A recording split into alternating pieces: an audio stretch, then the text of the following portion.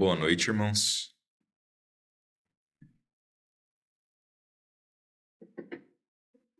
Estou aqui ainda terminando de me recuperar. Semana passada eu estava escalado para pregar. Arrumei um pregador para eu não precisar pregar. E por fim ele passou mal e eu passei mal também, né? Então, agradecemos os irmãos que prontamente se dispuseram a substituir, trazer a mensagem. Sabemos que tudo está sob o controle de Deus, né? Então, talvez Deus quisesse uma outra mensagem para a semana passada. Enfim, já deu tempo de eu me recuperar, ficar doente de novo e estou me recuperando de novo, né? Mas estamos bem. Vou convidar os irmãos a abrirem suas Bíblias em Atos, capítulo 8.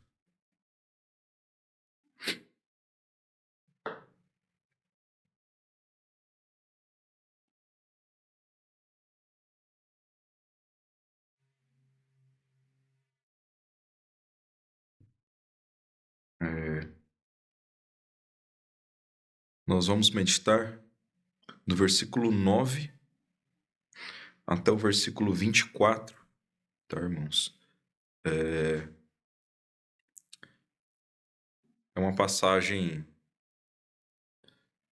que muitas vezes a gente não prega, algumas pessoas evitam pregar nela porque paira uma certa dúvida aqui na passagem, mas eu não vejo motivo para nós não pregarmos baseada nela, tá?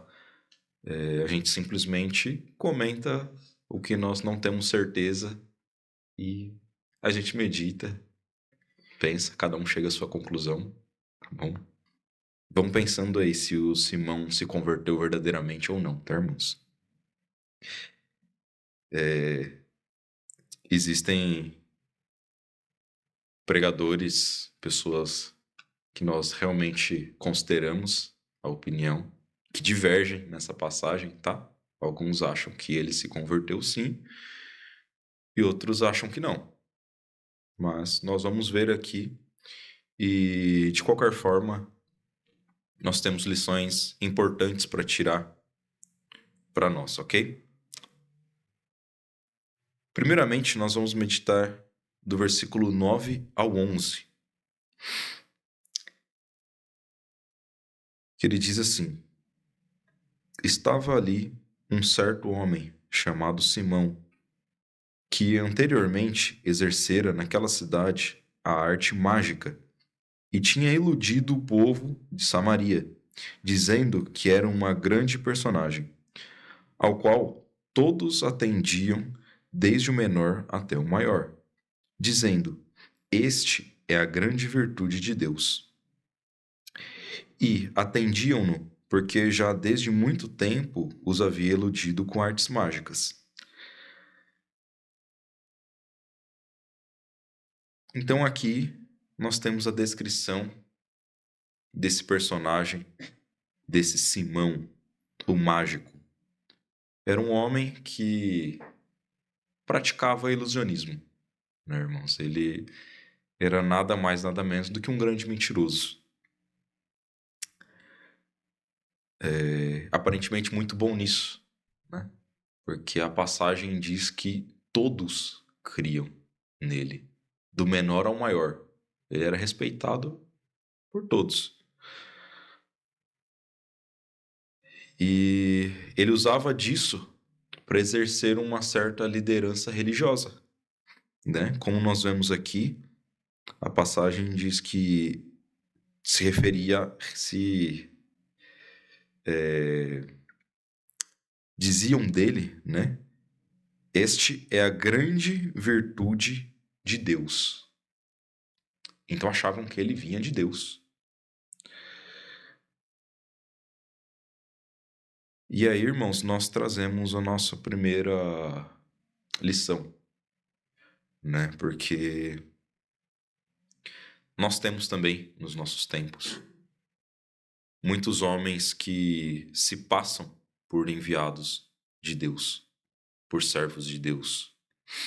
Praticam coisas para demonstrar um certo poder, um certo conhecimento, um certo status de autoridade religiosa. E a verdade é que grande população segue essas pessoas, né? E nós vemos que nós temos de diversos tipos, né?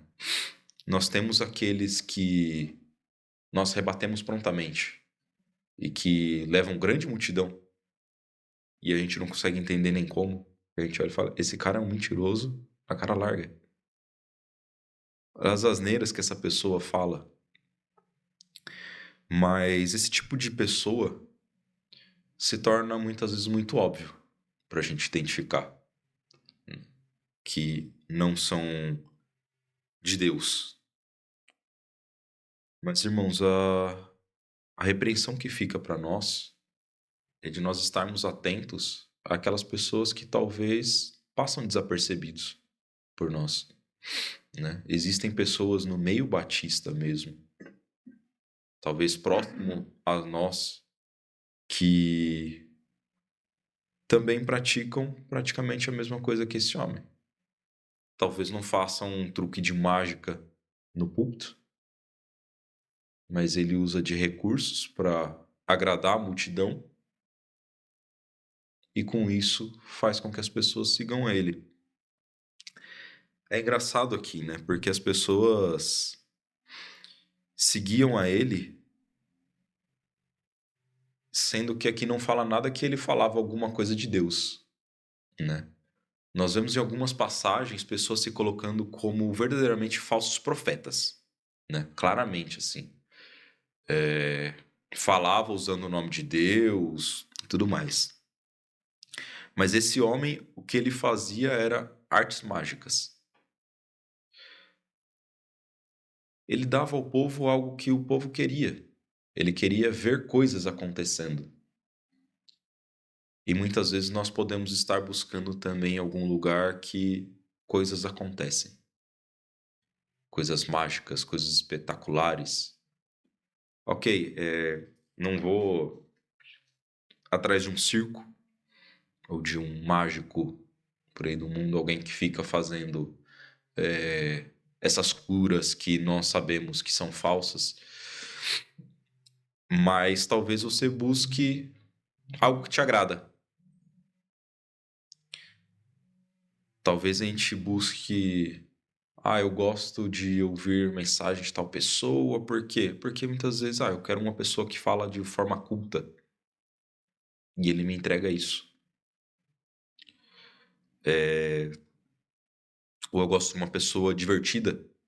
E aqui nessa igreja você não vai achar nenhum pregador divertido. Infelizmente é um padrão nosso, né? Nenhum de nós é muito extrovertido no púlpito. Mas isso é bom. Porque a gente tem que tentar se manter fiel à palavra de Deus. E não trazer coisas diferentes para atrair multidão.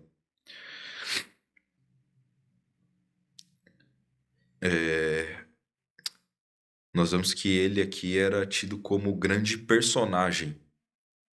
E é o que muitos líderes religiosos têm sido. Grandes personagens. Celebridade. Influencers. Né? Nós vemos que tem líderes religiosos por aí que eles aparecem mais em que época? De eleição. Por quê? Eles querem influenciar votos? Eles querem que os candidatos fortaleçam a igreja dele?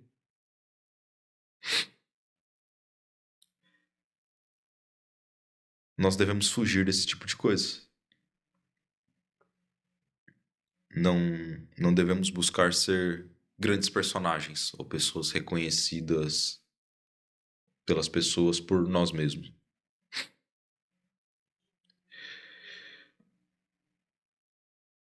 Fica a repreensão também, irmãos, para nós que ocupamos o púlpito ou a liderança, temos a palavra de alguma forma, né?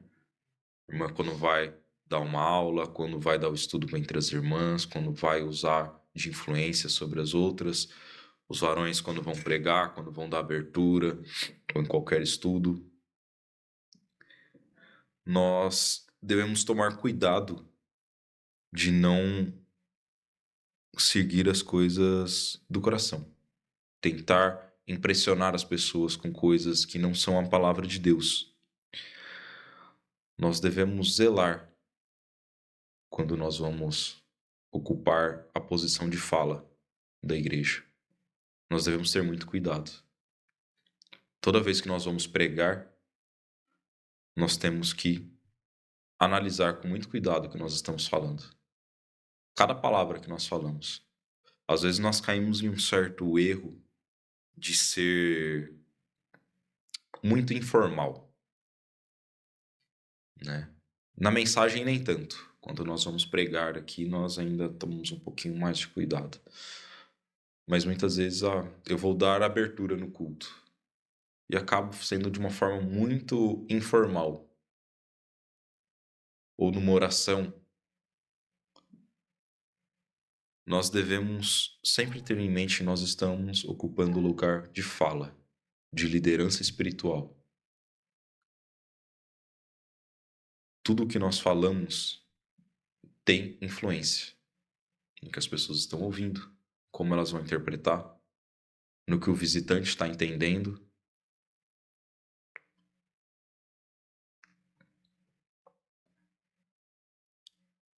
Nós estamos aqui na casa de Deus para falarmos e ouvirmos da palavra de Deus, exclusivamente. Nada mais pode ocupar espaço aqui. Devemos tomar cuidado, inclusive, quando nós usamos de exemplo, né? Às vezes a gente pode exagerar em algum exemplo e tentar fazer com que ele chame muita atenção, caprichar tanto em um exemplo e esquecer de meditar bem na palavra de Deus. Tomar cuidado com as palavras da Bíblia, com a interpretação que nós estamos dando a ela.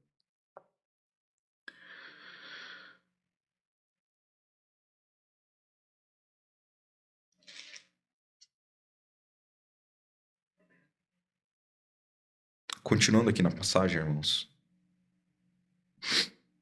nós vemos no versículo 12 e 13, diz assim: Mas, como crescem em Filipe, que lhes pregava acerca do reino de Deus e do nome de Jesus Cristo, se batizavam, tanto homens como mulheres. E creu até o próprio Simão. E sendo batizado, ficou de contínuo com Filipe. E vendo os sinais e as grandes maravilhas que se faziam, estava atônito.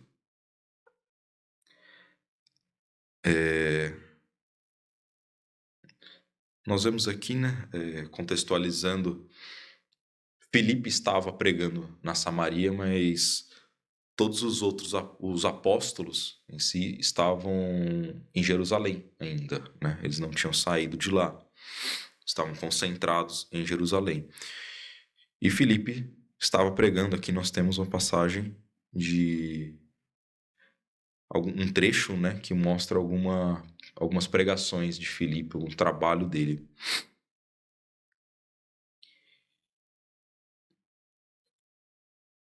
E então Filipe foi chamado para fazer um trabalho missionário na região da Samaria. Nós vemos aqui um exemplo bíblico do batismo, né? Que as pessoas criam e prontamente eram batizadas. É lógico que hoje nós tomamos um pouco mais de cuidado, até porque nós não temos o dom que esses homens tinham na época. E é diferente o mundo em que nós vivemos hoje, mas nós vemos o mesmo padrão. De a palavra é pregada, as pessoas creem e elas são batizadas. Nós não vemos nenhum exemplo bíblico, por exemplo, de uma criança sendo batizada, ou de uma pessoa que não tinha professado a sua fé sendo batizada. nós vemos aqui claramente que as pessoas professavam a sua fé.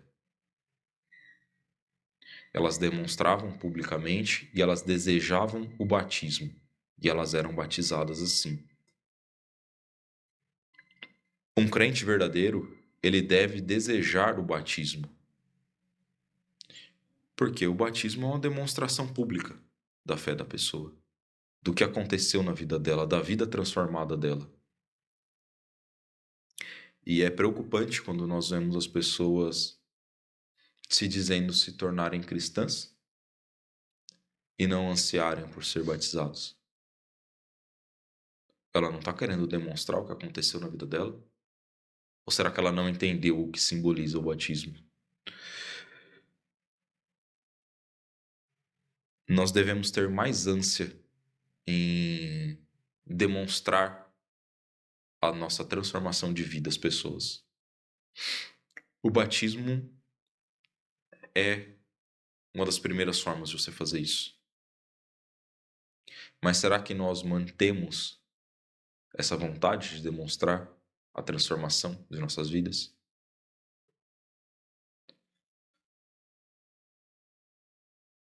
Nós devemos realmente desejar demonstrar às pessoas lá fora que nós temos a vida transformada, que nós morremos e fomos ressuscitados por Cristo, né? Espiritualmente.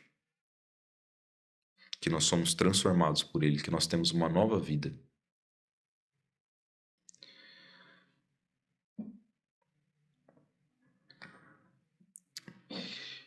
E aqui também nós temos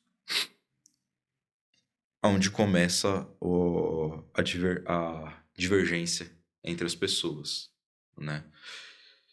Se essa conversão aqui de Simão é uma conversão verdadeira ou não, né? Porque ele diz aqui, creu até o próprio Simão e foi batizado. E ele continuou com Filipe, aos pés de Filipe, aprendendo, e estava atônito com tudo aquilo que ele via. Ele estava impressionado, ele estava encantado com tudo aquilo. Eu entendo que aqui é uma conversão verdadeira, tá, irmãos? Inclusive, fui consultar o nosso pastor antes de trazer a mensagem, para não discordar tanto dele, né? Mas algumas pessoas entendem que não. Que até as atitudes dele em sequência, que nós vamos ver, que seria um sinal de uma falsa conversão.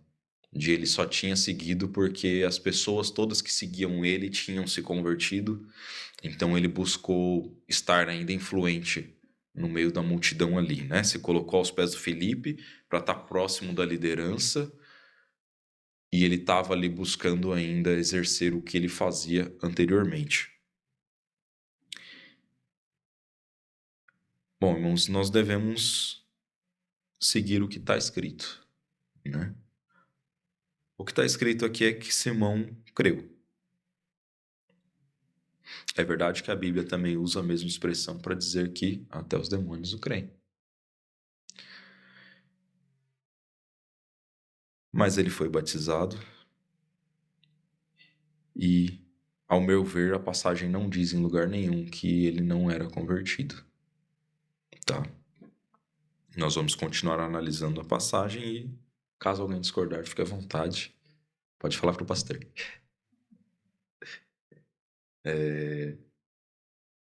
Mas nós vemos aqui que ele também creu, ele também logo desejou ser batizado. E o que dá a entender aqui da passagem é que ele desejou ficar próximo de Filipe, aprender mais, ver mais daquilo tudo, né? Diz que ele estava atônito, ele estava impressionado com aquelas coisas, como um bom novo convertido. Como é bom quando a gente está com aquele primeiro amor, com aquele desejo, com aquela ânsia de aprender as coisas de Deus. A gente de fato fica, como diz aqui a palavra, atônito. Tudo que a gente vê da palavra de Deus, a gente se encanta. E é um problema, irmãos, quando a gente deixa de ficar assim. Às vezes a gente esfria com a palavra de Deus. A gente passa a ler a palavra de Deus de uma forma como se nós estivéssemos vendo um truque de um mágico, né? Uma criancinha, ela se impressiona com um mágico fazendo um truque. Ah, parece uma moeda da sua orelha. O adulto não. O adulto ele fala, esse cara só está escondendo bem as coisas. Às vezes nós lemos a palavra de Deus da mesma forma. Nós vemos a obra de Deus da mesma forma. Como se fosse um truque. Não deve ser bem isso. Ou, grande coisa. Qualquer um faz isso. Você pode não falar isso. Mas muitas vezes nós agimos dessa forma. De uma forma fria, insensível para com a palavra de Deus. Nós devemos realmente nos entregar mais à palavra de Deus. Ficarmos atônitos com as coisas que nós vemos da palavra de Deus, porque elas são grandiosas. A obra que o Filipe estava fazendo ali era grandiosa, tanto que muitos estavam crendo.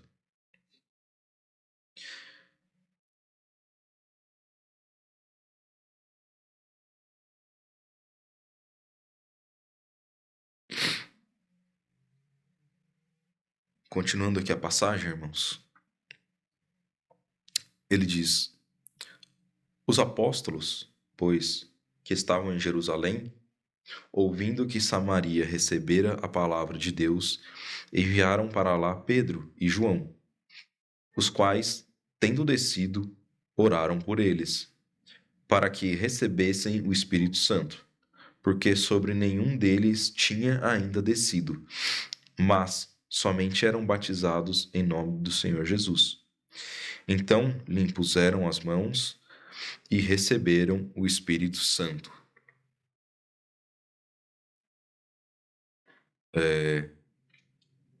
Mais aqui uma curiosidade, né? Uma coisa para nós analisarmos, irmãos, estarmos bem firmes nisso. O Espírito Santo. Filipe foi e pregou. Mas ele não tinha autoridade ali de orar sobre eles para que eles tivessem o Espírito Santo. Isso vinha dos apóstolos. Pedro e João desceram, foram até lá, até Samaria, para fazer esse serviço, para impor. Eles tinham a autoridade, tá? Eles tinham a missão de Deus de levar o Espírito Santo até aqueles irmãos.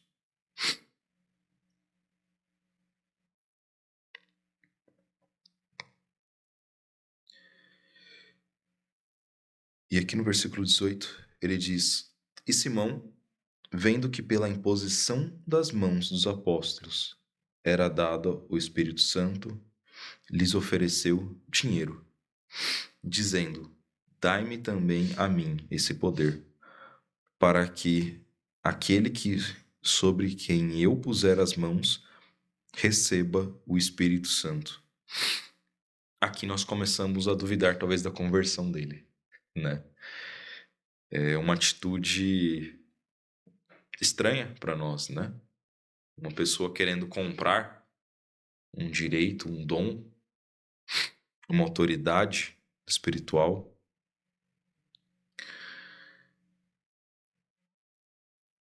Nós vemos que ele queria adquirir esse dom, porque ele ainda ansiava por um status, por uma posição. Ele era um homem que há muitos anos ele ocupava uma certa posição perante a sociedade. E ali ele queria ainda estar naquela posição. E aqui, irmãos, nós devemos tomar muito cuidado também.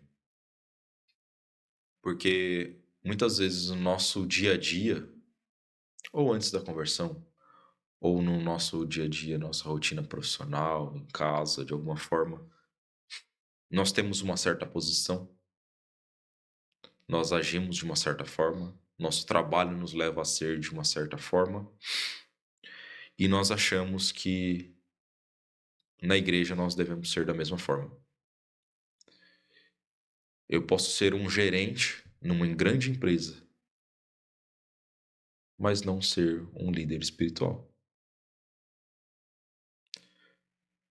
Como da mesma forma eu posso ter um serviço simples, ser um empregado de menor posição na empresa, mas na igreja espiritualmente ser o líder espiritual. São coisas totalmente diferentes e nós não devemos misturar as coisas. Esse homem, ele quis resolver as coisas espirituais da mesma forma que ele estava acostumado, negociando, comprando, usando dinheiro de influência. Os problemas espirituais nós não tratamos da mesma forma. Cuidado, porque às vezes nós queremos fazer. Nós estamos acostumados às coisas que acontecem no mundo lá fora. Eu trabalho em um lugar onde é muita fofoca, um leve traz informação do outro, e é um puxando o tapete do outro. Nós não podemos nos acostumar às coisas do mundo. É assim que se resolve as coisas lá fora, né? Hoje em dia, numa grande empresa, você quer ter um certo status, você vai ter que fazer contatos, você vai ter que usar de influência, você vai ter que se portar, ser agradável com as pessoas certas, usar de formas humanas para resolver as coisas. E aí nós chegamos na igreja, nós vemos pessoas tentando agir da mesma forma, muitas vezes, né?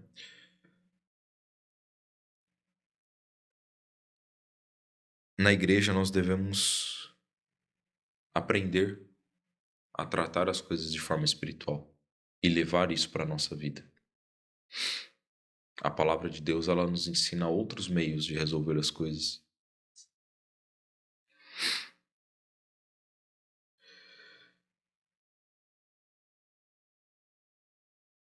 Cuidado, irmãos, para a gente não querer a qualquer custo honras, oposição, ser reverenciado.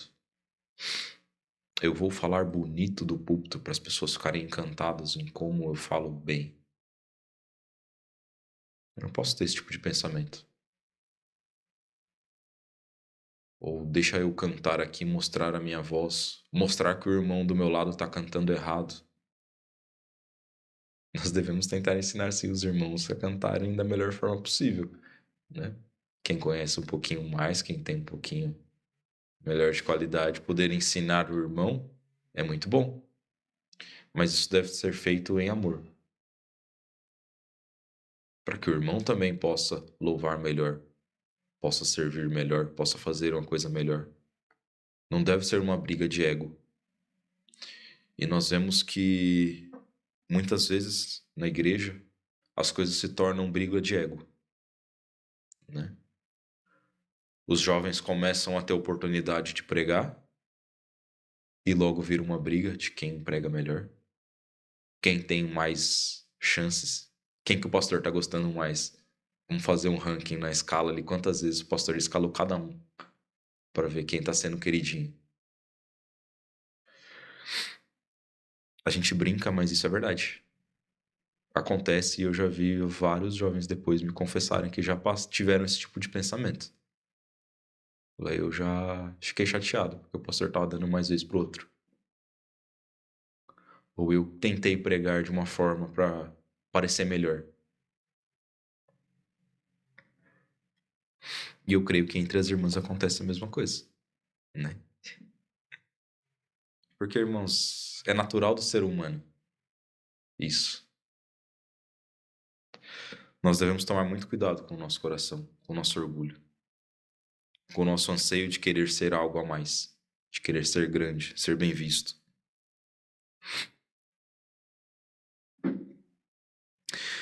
No versículo 20, nós vemos a exortação de Pedro. Mas disse-lhe Pedro: o teu dinheiro seja contigo para a perdição, pois cuidaste que o dom de Deus se alcança por dinheiro. E aqui esse seja contigo para a perdição, muitos usam como uma forma de dizer que ele estava condenado aqui ao inferno, tá? Pode ser, pode ser. Mas também pode ser simplesmente num sentido de é algo que está levando ele ao pecado, a cair. E aqui nós vemos que o dinheiro era um motivo de perdição para ele. Ele achava que o dinheiro que ele tinha poderia resolver as coisas para ele. A Bíblia é muito clara para nós quanto ao perigo do dinheiro, né? Aqui para esse homem foi motivo de pecado. Nós vemos o jovem também, com Jesus que deixou de seguir porque tinha que distribuir as suas riquezas. Nós vemos outras tantas mensagens que Deus exorta contra o amor ao dinheiro, às coisas materiais. O fato é que nós vemos que quando você tem dinheiro, ele pode te levar a pecados e querer resolver tudo com dinheiro. E quando você não tem dinheiro, ele também pode te levar ao pecado porque você quer o dinheiro a qualquer custo. Te traz a inveja, te traz a busca incessante pelos bens materiais. Irmãos, nós devemos ser desapegados quanto ao dinheiro. Não deve ser o motivo da nossa vida conquistar dinheiro. E nós não devemos achar que as coisas se resolvem através do dinheiro. Se Deus nos abençoa materialmente, amém. Se não abençoar, Ele vai cuidar e vai suprir nossas necessidades, amém? A Bíblia é clara quando ela diz: é difícil um rico entrar no reino dos céus. Então não ache que o dinheiro vai te trazer a solução para os problemas.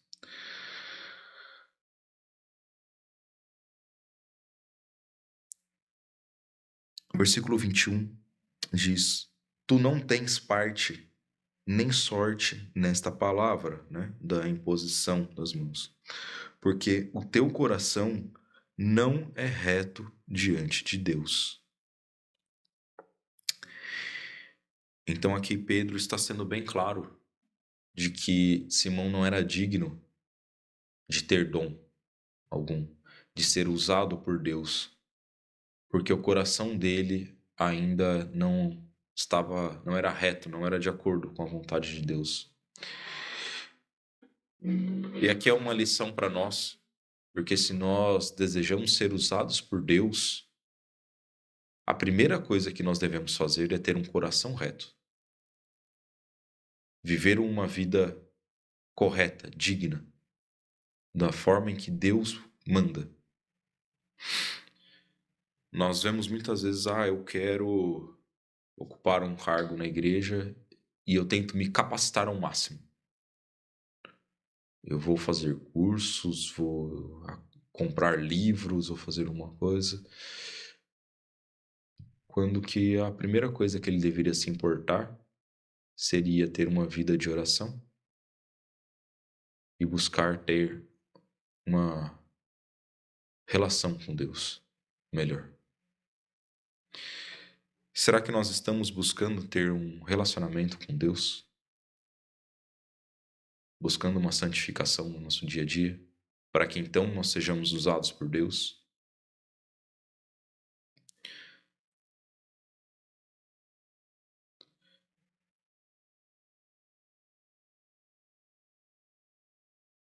E ele continua aqui, versículo 22.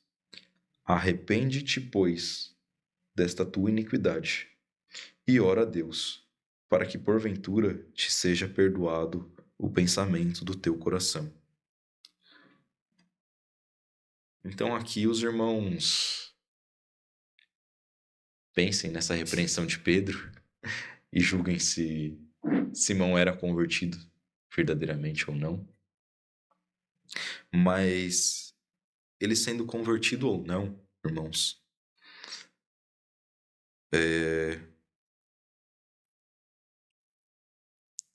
será que nós também não temos, nós que nos consideramos convertidos, realmente transformados por Deus, será que nós também não temos pecados que precisam ser perdoados, como esse homem tinha? Será que muitas vezes nós não deixamos ser levados por nosso próprio sentimento, por nosso próprio orgulho, por nossa vida anterior de pecado? Diz aqui no versículo 23, pois vejo que estás em fel de amargura e em laço de iniquidade. Esse homem, ele tinha uma amargura, porque ele perdeu o status que ele tinha, a posição que ele tinha. Ele estava chateado quanto a isso. Será que nós também, muitas vezes, não carregamos amargura no nosso coração, que nos afasta de servir a Deus, de ter um coração reto e agradável a Ele? Será que a gente não fica carregando mágoa de um irmão, de uma pessoa próxima, e deixa que isso atrapalhe nosso relacionamento com Deus? Eu acho que todos nós podemos dizer que em algum momento, sim, nós caímos nisso. É natural que isso aconteça conosco, mas não pode acontecer. Nós devemos buscar um perdão de Deus. Nós devemos verdadeiramente nos arrepender. E aqui nós vemos que Pedro, diz para ele buscar a Deus, para ele se arrepender, para ele orar a Deus. Quando nós nos encontramos em pecado, nós devemos orar a Deus. A primeira atitude a ser feita é quebrantar o nosso coração e orar a Deus, pedindo perdão, buscando auxílio dele.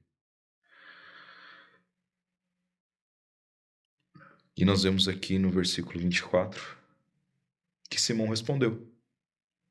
Respondeu, porém, Simão, disse: orai vós por mim ao Senhor, para que nada do que disseste venha sobre mim. Nós vemos um temor dele aqui, né? Se isso é um sinal de arrependimento verdadeiro, nós não temos mais informações grandes dele.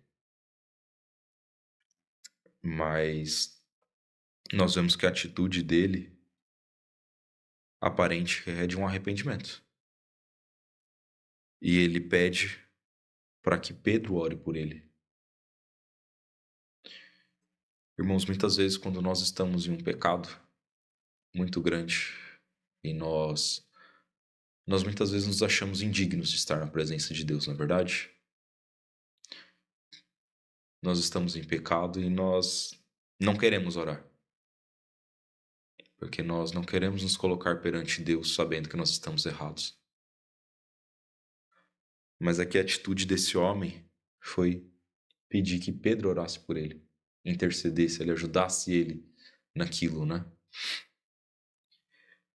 Será que nós pedimos ajuda dos nossos irmãos quando nós estamos em um pecado? Ou nós tentamos só nos esconder dos nossos pecados? Nós devemos buscar auxílio dos irmãos que nós julgamos mais capacitados. Irmãos que podem verdadeiramente nos ajudar espiritualmente. Amém? Irmãos, essa é a meditação que eu tinha, essa mensagem.